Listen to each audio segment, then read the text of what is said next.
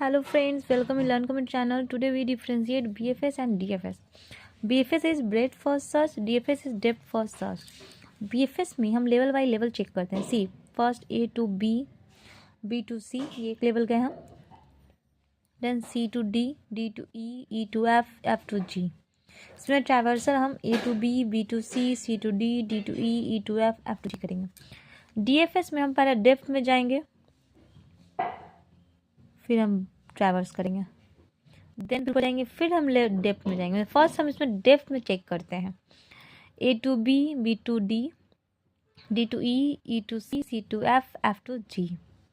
तो ट्रैवर्सल हम करते हैं A से B गए, B से D,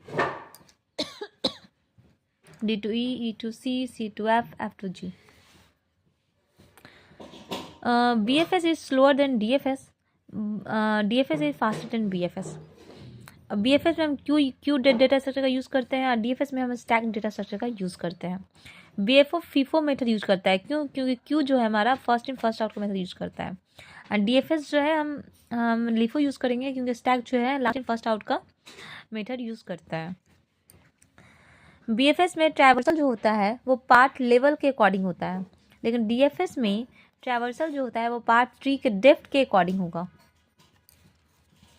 BFS में कम मेमोरी का यूज़ होता है, DFS में ज़्यादा मेमोरी का यूज़ होता है. BFS में यह मेथड वहाँ तब बेस्ट होता है जब टारगेट नोड जो होता है वो रूट नोड के पास हो, लेकिन DFS जो होता है तब बेस्ट होता है जब टारगेट नोड जो होता है वो रूट नोड से दूर हो.